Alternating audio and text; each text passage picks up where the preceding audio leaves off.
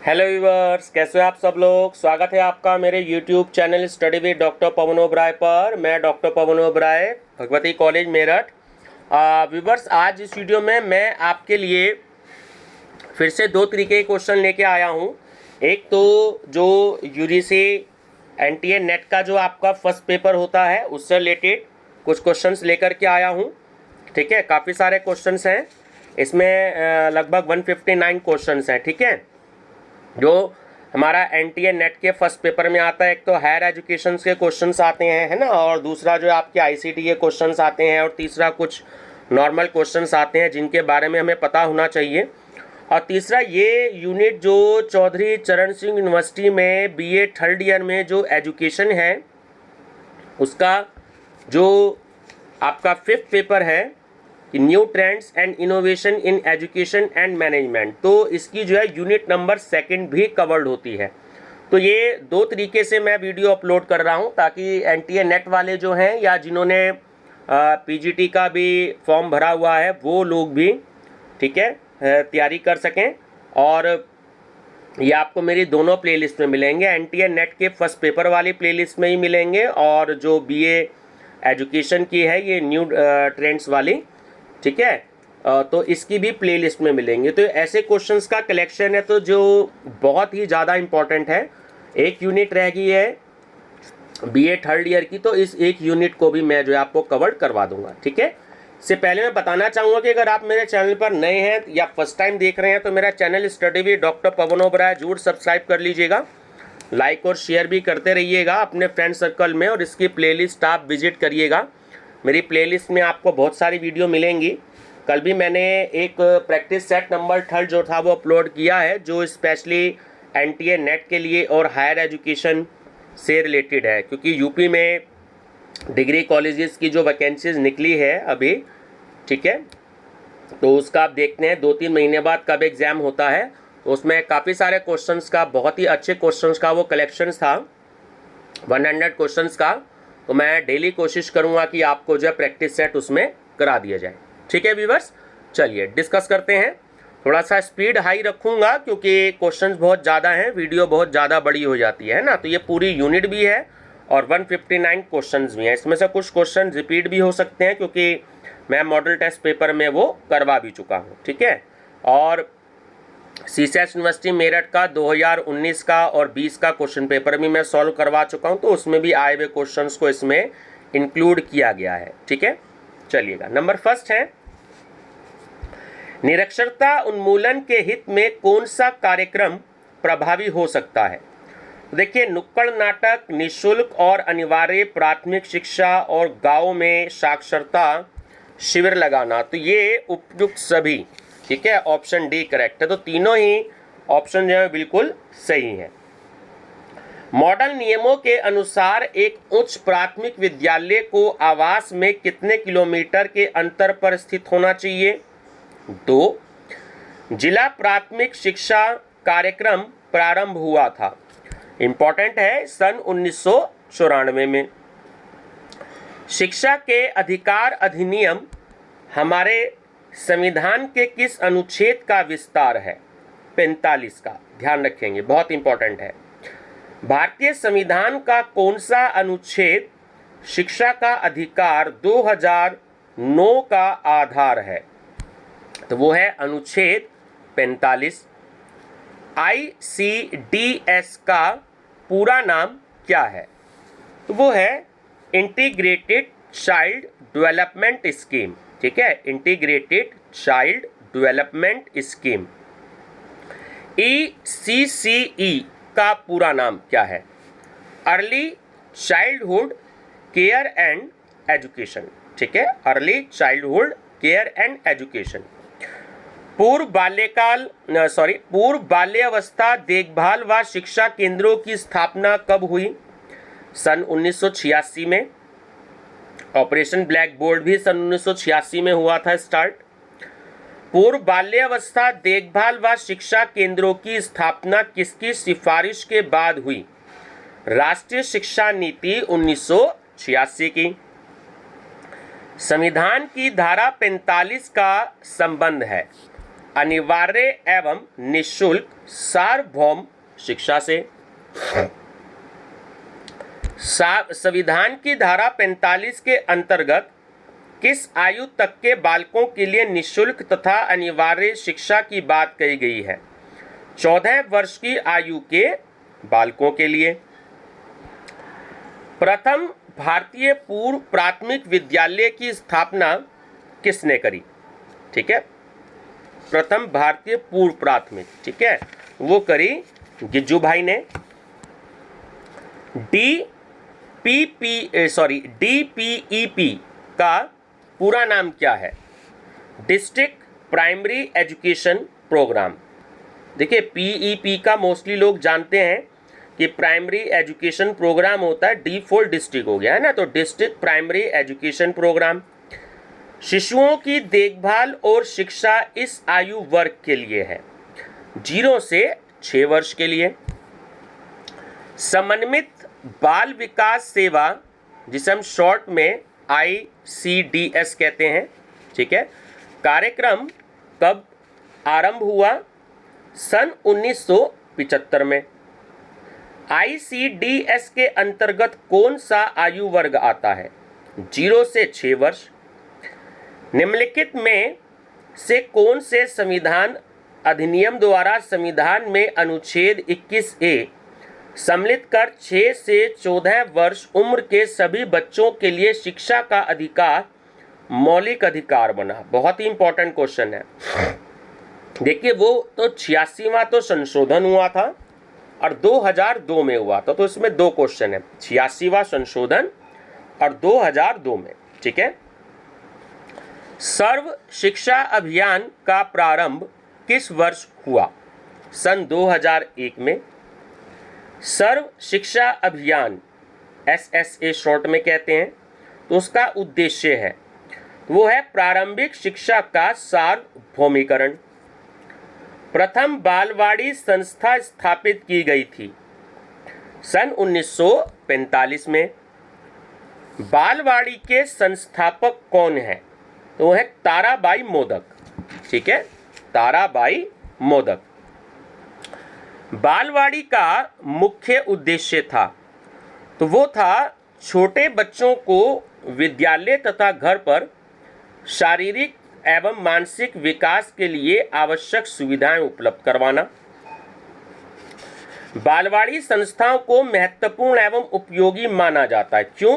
कि तीनों ऑप्शन बिल्कुल करेक्ट हैं कि यह ग्रामीण क्षेत्रों के गरीब बच्चों के विकास में विशेष योगदान देती है। इन संस्थाओं के माध्यम से शैक्षिक तथा पोषण संबंधी योजनाओं को चलाया जाता है। इन संस्थाओं के माध्यम से निर्धन बच्चों को पौष्टिक पूरक आहार प्रदान किया जाता है ना, तो उपयुक्त सभी कारण सही है। हमारे देश में समेकित बाल विकास सेवा के उद्देश्य से आवश्यक समस्त सेवाओं को एक केंद्र के माध्यम से उपलब्ध कराने वाले केंद्र को कहा जाता है आंगनबाड़ी। आंगनबाड़ी केंद्र मुख्य रूप से स्थापित किए गए हैं मलिन बस्तियों में।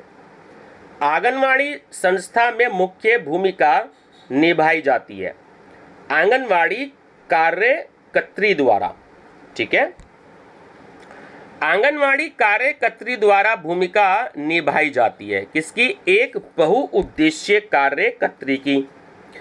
आंगनवाड़ी कार्यकर्त्री द्वारा, दोनों ऑप्शन ठीक है, ए और बी, कि महिलाओं के पौष्टिक आहार तथा स्वास्थ्य संबंधी आवश्यक जानकारी प्रदान की जाती है और आंगनवाड़ी केंद्र से मिलने वाली विभिन्न सेवाओं और सुविधाओं से लाभ उठाने के लिए प्रेरित किया जाता है। तो ऑप्शन सी करेक्ट है कि दोनों कार्य किए जाते हैं।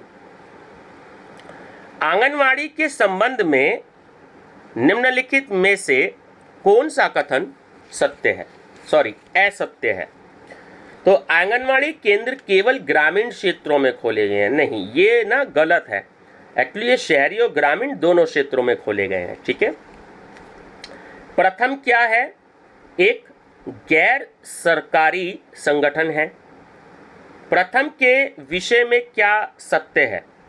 तो ए और बी दोनों सत्य हैं कि यह देश का विशालतम गैर सरकारी संगठन है और यह देश के अभावग्रस्त बच्चों को उच्च गुणवत्ता वाली शिक्षा प्रदान करने वाला संगठन है। ठीक है, प्रदान करने वाला संगठन है। ठीक है, प्रथम नामक संगठन की स्थापना का उद्देश्य था, तो वो था मुंबई शहर की मलिन बस्तियों में बच्चों को विद्यालय पूर्व शिक्षा प्रदान करना। प्रथम के संस्थापक कौन है या थे, बहुत इंपॉर्टेंट है, माधव चवन। ठीक है, माधव चवन। प्रथम नामक संस्था की स्थापना कब हुई? सन 1994 में। ध्यान रखिएगा, सन 1994 में। प्रथम की स्थापना किसकी सहायता से हुई? यूनिसेफ की सहायता से। प्रथम की स्थापना कहाँ हुई? मुंबई में। प्रथम का मुख्य लक्ष्य क्या है? वो है शिक्षा का प्रसार करना। प्रथम के साथ कौन जुड़ा हुआ नहीं है? यूनेस्को। शिक्षा के प्रसार के लिए प्रथम का प्रमुख कार्य है, तो वो है उन समस्त परिवारों से संपर्क बनाए रखना जो अपने बच्चों को विद्यालय भेजने में असमर्थ हैं। प्रथम नामक संगठन किस रूप से कार्य करता है? यह संगठन सरकार की शैक्षिक योजनाओं में सहायक एवं पूरक के रूप में कार्य करता है। प्रथम नामक संगठन द्वारा, देखिए दोनों ऑप्शन करेक्ट हैं, ए और बी, के अपने कार्यकर्ताओं को आवश्यक प्रशिक्षण प्रदान किया जाता है और अपने कार्यकर्ताओं को आवश्यक शिक्षण सामग्री उपलब्ध कराई जाती है। तो उपयुक्त दोनों महत्वपूर्ण दायित्व निभाए जाते हैं। प्रथम द्वारा शिक्षण संबंधी कार्य किए जाते हैं, तो देखिए निर्धन, अभावग्रस्त तथा अल्पसंख्यक समुदायों में। प्रथम को विश्व की 3 प्रमुख परियोजनाओं में किस वर्ष में सम्मिलित किया गया है? सन 2000 में। वर्ष 2000 में प्रथम किसमें सम्मिलित हुआ? यही क्वेश्चन है ऊपर वाला, विश्व की 3 प्रमुख विकास योजनाओं में। ठीक है, मासिक पत्रिका चकमक प्रकाशित की जाती है किसके द्वारा? एकलव्य द्वारा। निम्नलिखित में से कौन सा प्रथम का अंग नहीं है? अर्थशास्त्री। एजुकॉम्प का पूरा नाम क्या है? Educomp solution limited. Educomp solution limited. Educomp किससे जुड़ा हुआ है? इन्फोसिस और HCL। ठीक है, दोनों से जुड़ा हुआ है, ऑप्शन सी सही है, HCL। ठीक है, और इन्फोसिस। एजुकॉम्प के क्या उद्देश्य हैं? देखिए सभी के लिए शिक्षा और शिक्षा में गुणवत्ता नियंत्रण, तो ऑप्शन सी करेक्ट है, ए और बी दोनों। प्राथमिक शिक्षा के सर्व सुलभीकरण के लिए सर्व शिक्षा अभियान प्रारंभ किया गया। कब? सन 2001 में। सर्व शिक्षा अभियान किस स्तर पर लागू किया गया? राष्ट्रीय स्तर पर। सर्व शिक्षा अभियान के अंतर्गत 6 से 14 वर्ष के सभी बच्चों के विद्यालय में नामांकन की समय सीमा क्या थी? 2003। सर्व शिक्षा अभियान को माना जाता है भारत के सामाजिक क्षेत्र का एक महत्वपूर्ण कार्यक्रम। सर्व शिक्षा अभियान में सम्मिलित है क्या? देखिए प्राथमिक शिक्षा और उच्च शिक्षा है ना, दोनों सम्मिलित हैं, ऑप्शन सी करेक्ट है। ऑपरेशन ब्लैक बोर्ड कार्यक्रम किसके सुधार के लिए लागू हुआ? प्राथमिक शिक्षा के लिए। शिक्षा का अधिकार अधिनियम भारत में प्रभावी हुआ 1 मई 2010 से। भारतीय संविधान का कौन सा अनुच्छेद शिक्षा का अधिकार 2009 का आधार है? अनुच्छेद 45। महिला समाख्या कार्यक्रम की वित्तीय सहायता का मुख्य स्रोत है राज्य सरकार। सर्व शिक्षा अभियान का लक्ष्य कब तक प्राप्त हो जाना था? 2010 तक। क्या सर्व शिक्षा अभियान का लक्ष्य प्राप्त हो गया है? नहीं। राष्ट्रीय साक्षरता मिशन कब आरंभ हुआ? 1988 में। सर्व शिक्षा अभियान के अंतर्गत विशेष ध्यान दिया जाता है। देखिए, विशेषकर बालिका, अनुसूचित जाति या जनजाति के बच्चों, कमजोर वर्गों के बच्चों, अल्पसंख्यकों तथा नगरीय गरीब बच्चों पर ध्यान दिया जाता है। ठीक है। लोक जुम्बिश किस प्रांत से संबंधित है? या दूसरा क्वेश्चन ये हो सकता है कि अभिनव परियोजना लोक जुम्बिश किस राज्य ने चलाई? राजस्थान ने। ठीक है। लोक जुम्बिश किस स्तर का कार्यक्रम था? तो ये राज्य स्तर का था। लोक जुम्बिश योजना प्रारंभ की गई सन 1992 में। लोक जुम्बिश कार्यक्रम किसने प्रारंभ किया? राज्य सरकार व अंतर्राष्ट्रीय सहयोग ने। लोक जुम्बिश प्रारंभ हुआ 1992 में राजस्थान सरकार द्वारा। लोक जुम्बिश द्वारा मुख्य रूप से कार्य किया गया, देखिए, प्राथमिक शिक्षा संबंधी और महिला विकास संबंधी, तो दोनों ही कार्य किए गए। ऑप्शन सी सही है। निम्नलिखित में से कौन सा लोक जुम्बिश का उद्देश्य नहीं था? शिक्षा का व्यवसायीकरण। लोक जुम्बिश कार्यक्रम किसके लिए था? शिक्षा हेतु। मदरसा कार्यक्रम किसके लिए चलाया गया? अल्पसंख्यकों के बच्चों के लिए। मदरसा कार्यक्रम किससे संयुक्त था? लोक जुम्बिश से। मुक्तांगन कार्यक्रम किसका अंग था? लोक जुम्बिश का। मुक्तांगन कार्यक्रम किसके लिए था? अनुसूचित जनजाति के बच्चों के लिए। एकलव्य किस ग्रंथ का पात्र है? महाभारत का। एकलव्य क्या है? एक गैर सरकारी संगठन। एकलव्य था एक शैक्षिक कार्यक्रम।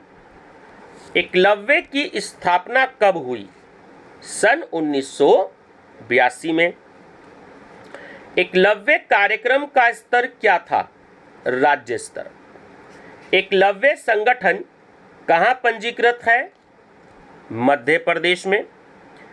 एकलव्य का मुख्यालय हेडक्वार्टर कहाँ है? भोपाल में। निम्नलिखित में से कौन सा कथन एकलव्य के बारे में सही नहीं है?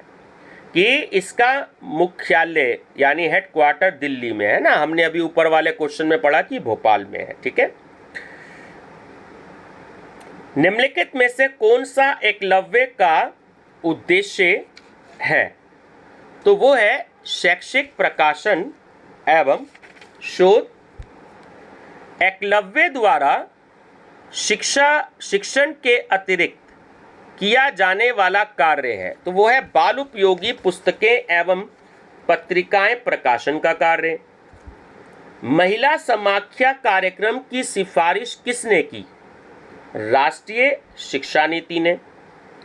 किस राष्ट्रीय कार्यक्रम के अंतर्गत महिला समाख्या योजना को लागू किया गया? 1986 के राष्ट्रीय शिक्षा कार्यक्रम के अंतर्गत। महिला समाख्या एक था शैक्षिक कार्यक्रम। महिला समाख्या आयोजना का आरंभ हुआ वर्ष 1988 में। प्रारंभ में महिला समाख्या कार्यक्रम कितने राज्यों में लागू हुआ? 10 राज्यों में। महिला समाख्या कार्यक्रम की प्रभावशीलता किसके लिए महत्वपूर्ण रही? सर्व शिक्षा अभियान के लिए। महिला समाख्या कार्यक्रम किस पर केंद्रित था?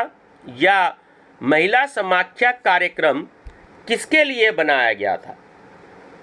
तो सामाजिक और आर्थिक रूप से दुर्बल महिलाओं की शिक्षा एवं सशक्तिकरण के लिए।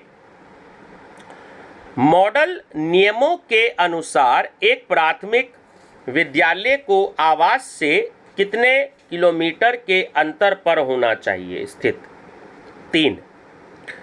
महिला समाख्या योजना को मुख्य रूप से लागू किया गया है ग्रामीण क्षेत्रों में। महिला समाख्या योजना के अंतर्गत ध्यान केंद्रित किया जाता है बच्चों पर, विशेष रूप से लड़कियों की शिक्षा के प्रति जागरूकता बनाने पर। महिला समाख्या योजना को लागू करने का परिणाम हुआ स्कूलों में लड़कियों के नामांकन में वृद्धि और स्कूल ना छोड़ने की प्रवृत्ति। महिला समाख्या कार्यक्रम का कितना अंश विदेशी स्रोतों से प्राप्त होता है? 50%। जल शिक्षण नियम किस कार्यक्रम के अंतर्गत स्थापित किए गए? राष्ट्रीय साक्षरता मिशन। वर्तमान में कितने प्रदेशों में महिला समाख्या योजना लागू है? 10 में। ठीक है, 10 प्रदेशों में। महिला समाख्या कार्यक्रम ने बाद में एक अन्य कार्यक्रम में अत्यधिक सहयोग दिया। वह कार्यक्रम क्या था? वो था सर्व शिक्षा अभियान। शिक्षा के अधिकार संबंधी संविधान के विषय में सत्य है क्या?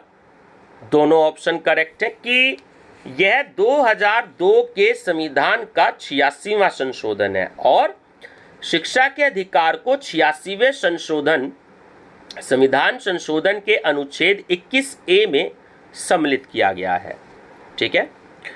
शिक्षा के मौलिक अधिकार संबंधी अधिनियम पारित हुआ सन 2009 में।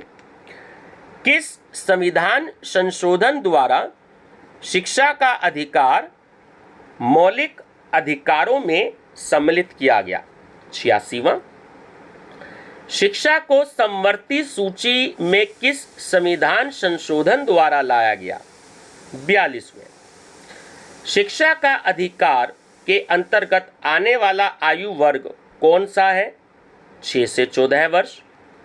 शिक्षा के मौलिक अधिकार के अंतर्गत 6 से 14 वर्ष के सभी बच्चों के लिए शिक्षा को पूर्णतः मुफ्त और अनिवार्य कर दिया गया है। शिक्षा का अधिकार किसके लिए लागू हुआ है? प्राथमिक शिक्षा के लिए। शिक्षा के मौलिक अधिकार अधिनियम 2009 के अंतर्गत, तो ए और बी दोनों करेक्ट हैं, कि प्रत्येक बच्चे को पूर्णकालिक संतोषजनक एवं स्तरीय प्राथमिक शिक्षा प्राप्त करने का अधिकार है और यह शिक्षा उन्हें औपचारिक विद्यालयों में दी जानी होगी जो आवश्यक नियमों और मानदंडों के अनुरूप स्थापित किए गए हैं। ठीक है, तो ए और बी दोनों व्यवस्थाएं बहुत ही अनिवार्य हैं इनके लिए। शिक्षा के मौलिक अधिकार संबंधी अधिनियम 2009 में व्यवस्था है सर्व शिक्षा अभियान के क्रियान्वयन में विषय की। शिक्षा के मौलिक अधिकार के क्रियान्वयन की दशा में व्यवस्था की गई है क्या? कि 31 मार्च 2013 तक पड़ोस के विद्यालयों की स्थापना कर दी जाए। विद्यालयों का बुनियादी ढांचा या संरचना स्थापित करके उसमें शिक्षकों की नियुक्ति भी कर दी जाए। तो उपयुक्त दोनों व्यवस्थाओं का प्रावधान था। ऑप्शन सी आपका करेक्ट है। राष्ट्रीय साक्षरता मिशन की स्थापना कब हुई? सन 1988 में। वर्तमान समय में राष्ट्रीय साक्षरता मिशन को जाना जाता है साक्षर भारत के रूप में। वर्तमान समय में राष्ट्रीय साक्षरता मिशन का प्रमुख उद्देश्य क्या है? महिला साक्षरता को प्रोत्साहन। साक्षर भारत अभियान के अंतर्गत मुख्य लक्ष्य है 15 वर्ष से अधिक आयु के व्यक्तियों, विशेष रूप में महिलाओं में साक्षरता का प्रसार। साक्षर भारत अभियान का प्रमुख तत्व है, ठीक है, तो वो है प्राथमिक साक्षरता और साक्षरता पश्चात एवं सतत शिक्षा का कार्यक्रम। किस राज्य में महिला समाख्या योजना लागू नहीं है? गोवा में। ठीक है, ध्यान रखेंगे। राष्ट्रीय प्रौढ़ शिक्षा कार्यक्रम की घोषणा कब की गई? 2 अक्टूबर 1978 में।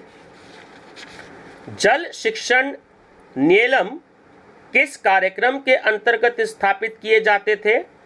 राष्ट्रीय साक्षरता मिशन।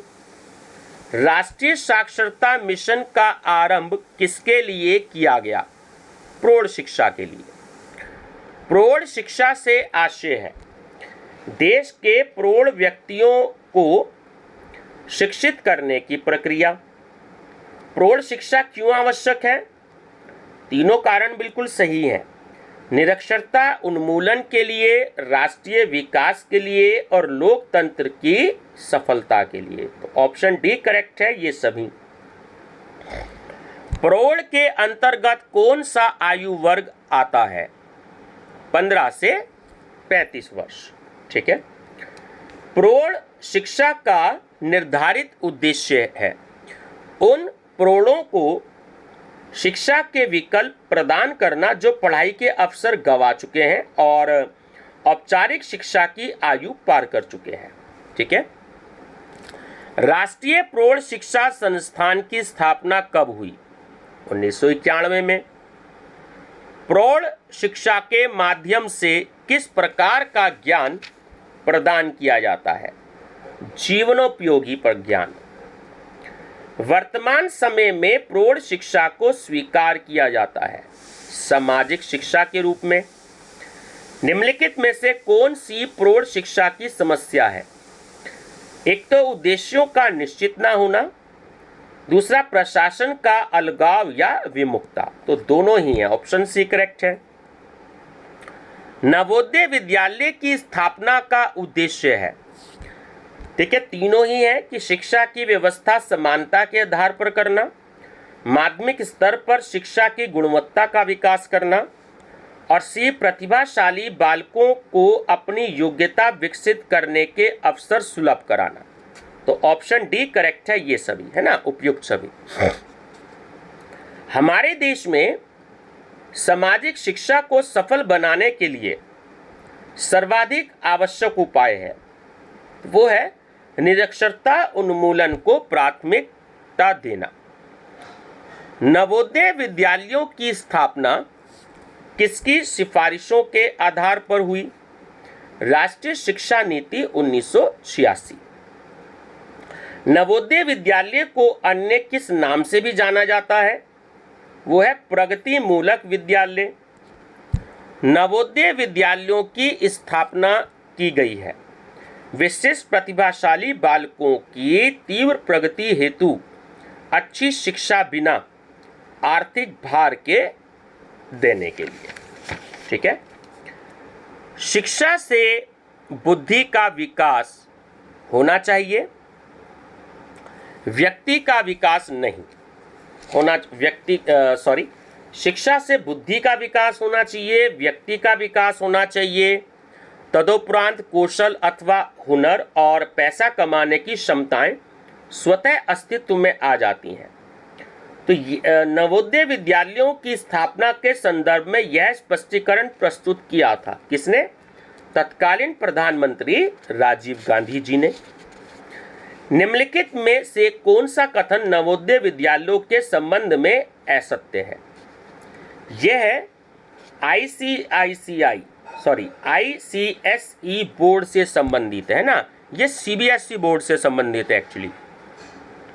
नवोदय विद्यालय में कक्षाएं होती हैं 6 से 12 तक।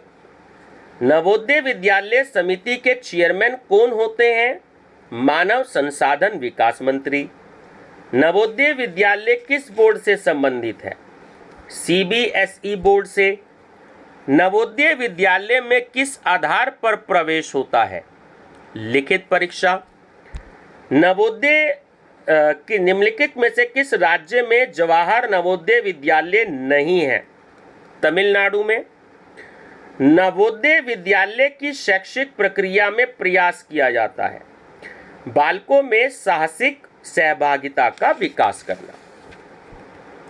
नवोदय विद्यालयों में कौन सी भाषा पढ़ाई जाती है? देखिए, क्षेत्रीय भाषा, हिंदी भाषा और अंग्रेजी भाषा, ये तीनों भाषाएं पढ़ाई जाती हैं।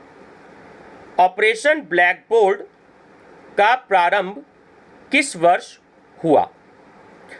1987 में। ठीक है, इसमें थोड़ा सा कंफ्यूजन है व्यूवर्स। मेरे को एक्चुअली किसी बुक में 1986 भी है और किसी बुक में 1987 भी है, तो थोड़ा सा मुझे डाउट है। ठीक है, तो मैं ये श्योर नहीं करूँगा कि 1987 भी है। ठीक है, तो 1986 भी है एक्चुअली, सॉरी, तो 1986 भी हो सकता है, 1987 भी हो सकता है। तो थोड़ा सा मेरे को इसमें कन्फ्यूज़न है। इसमें मैंने जो हाईलाइट किया है वो 1987 किया है। ठीक है, लेकिन हमारी जो CCS यूनिवर्सिटी की आंसर की है उसमें उन्होंने आंसर 1987 दे रखा है। ठीक है, सर्व शिक्षा अभियान के अंतर्गत VEC का क्या अर्थ है? वो है विलेज एजुकेशन कमेटी। ठीक है, विलेज एजुकेशन कमेटी। प्राथमिक शिक्षा का सार्वभौमिकरण का अर्थ है उपलब्ध कराना, कि 6 से 14 वर्ष के बच्चों को मुफ्त और अनिवार्य शिक्षा। निम्नलिखित कथनों में से असत्य कथन का चयन कीजिए। निरक्षर व्यक्ति की साक्षरता में रेडियो और टीवी की कोई भूमिका नहीं होती, ये गलत है ना। निम्नलिखित कथनों में से असत्य कथन का चयन कीजिए। कि राष्ट्रीय साक्षरता अभियान सन 1968 में प्रारंभ हुआ। जिला प्राथमिक शिक्षा कार्यक्रम DPEP शॉर्ट में कहते हैं, प्रारंभ हुआ सन 1994 में। हमारी संसद द्वारा पास शिक्षा का अधिकार RTE अधिनियम हमारे संविधान के किस अनुच्छेद का विस्तार है? 45 का। शिक्षा किसके अंतर्गत आती है? समवर्ती सूची। जवाहर नवोदय विद्यालयों का विचार किसके द्वारा आया? राजीव गांधी जी के द्वारा। नवोदय विद्यालयों का प्रमुख उद्देश्य शिक्षा देना है ग्रामीण प्रतिभाशाली छात्र छात्राओं को। ठीक है, प्रौढ़ साक्षरता कक्षाओं के असफल एवं प्रभावी होने का प्रमुख कारण है कि शिक्षकों को प्रौढ़ मनोविज्ञान का ज्ञान नहीं होता। यदि साक्षरता को उपयोगी बनाना है तो वह कार्यवाहक होनी चाहिए। यह कथन किसका है? कोठारी आयोग का। ठीक है, सर्व शिक्षा अभियान के अंतर्गत VEC का क्या आशय है? Village education committee.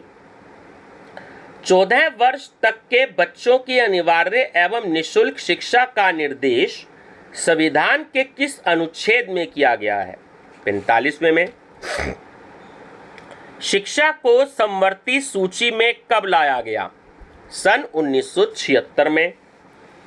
निम्नलिखित में से कौन सा नवोदय विद्यालय की विशेषता है? देखिए, ये आवासीय हैं, ये विशेष रूप से ग्रामीण बालकों के लिए स्थापित किए गए हैं और एक जिले में एक विद्यालय होता है। ठीक है, तो ऑप्शन डी करेक्ट है, उपयुक्त सभी। नवोदय विद्यालय विद्यार्थियों के लिए किस प्रकार की व्यवस्था करेंगे? देखिए, शुल्क की, पुस्तकों की और भोजन की, है ना, इन सभी की। ऑप्शन डी सही है। शिक्षा का अधिकार अधिनियम भारत में प्रभावी हुआ 1 अप्रैल 2010 से। ठीक है, 1 अप्रैल 2010 से। और लास्ट क्वेश्चन है इस यूनिट का और इस वीडियो का कि शिक्षा का अधिकार 2009 के अनुरूप सही का चयन कीजिए। पाठ्यक्रम संबंधित एवं मूल्यांकन प्रक्रिया होनी चाहिए। तो देखिए, तीनों ही सही हैं कि जो बच्चे को भय, आघात और चिंता से मुक्त करे, जो बाल केंद्रित हो और अधिकतम क्रियाओं का अवसर दे, और जहाँ तक संभव हो अनुदेशन का माध्यम मातृभाषा हो। तो ऑप्शन डी सही है, उपयुक्त सभी। ठीक है व्यूवर्स, तो ये आपके NTA नेट के लिए भी, या जो आपने PGT भरा है जिन व्यूवर्स ने एजुकेशन से पीजीटी भरा है या आर्ट साइड्स के जो हैं या कॉमर्स के जो हैं, ठीक है, तो कुछ बेसिक क्वेश्चन है, ये आते रहते हैं हर कंपटीशन में। और दूसरा सीसीएस यूनिवर्सिटी मेरठ का जो आपका एजुकेशन की जो सेकंड यूनिट है वो भी इसमें कवर्ड हो गई है। ठीक है व्यूवर्स, तो 2 in 1 काम हो गया। मैं इस 2 वीडियो को अलग अलग तरीके से अपलोड करूँगा। ठीक है, तो वीडियो पसंद आए तो लाइक शेयर सब्सक्राइब जरूर करिएगा और अपने फ्रेंड सर्कल में जितना जल्दी हो सके अपने व्हाट्सएप ग्रुप से आप इसको पहुंचा दीजिएगा। मेरा चैनल नेम आप जानते ही हैं, study with doctor Pawan Oberoi. Thank you viewers.